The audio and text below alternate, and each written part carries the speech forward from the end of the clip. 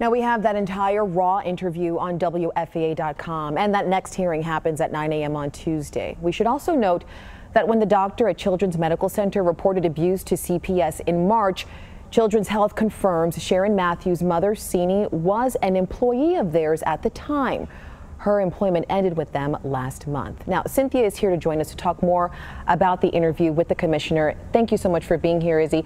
We saw the commissioner get emotional.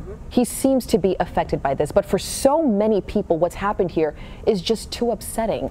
I'm wondering what viewers are saying in response to your interview. Well, obviously he was affected by it. He was sad. He's disappointed, just like the rest of us. And online, I've been through all of your comments, and people are angry. They're mad. They're not buying anything right now. We have a little girl who is dead. And as the commissioner said himself, a lot of mistakes were made here, and a lot of questions remain unanswered. For one, who was the investigator in the case at the time? That's, you know, how long was the investigator with CPS? Is that investigator still with CPS?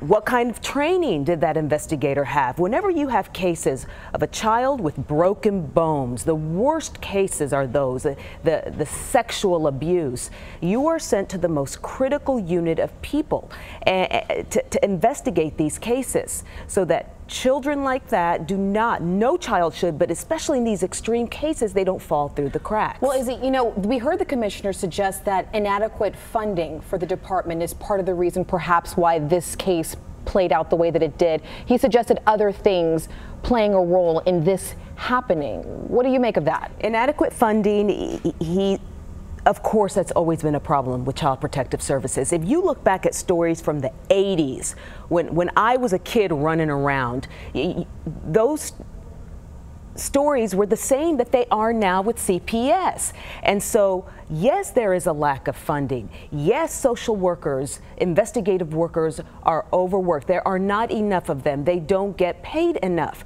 But again, the tears are not going to get us anywhere. There has to be action, and that action begins with us.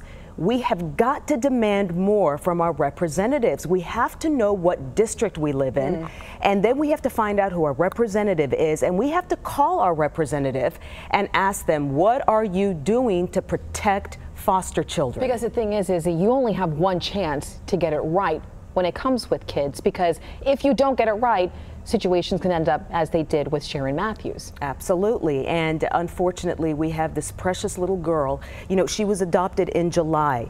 The first case, the first time that Children's Medical Center, as the doctor testified on Wednesday, said was that she came in with a broken elbow in September.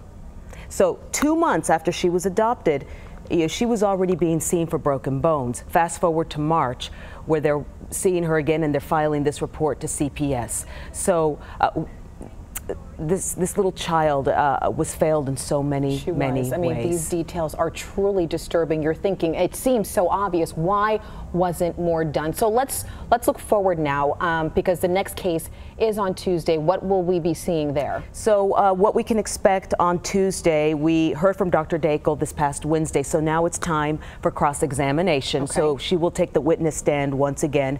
My sources are telling me that we could also possibly hear from the caseworker of the biological child who is now living with family members in the Houston area, because of course this hearing is about Wesley and Sherin Mathews wanting to regain custody of their biological child. So we'll be hearing possibly from her social worker on Tuesday. So it's going to be another critical hearing, and of course WFAA, we will be there, and we will not stop on this case because we need to serve justice for Sherin. So many, I mean, it's such a complicated case, so many different aspects that are just so troubling and affecting so many people. So we thank you, Izzy, for being here for the 4 o'clock show to help debrief with us. Really appreciate it. My pleasure.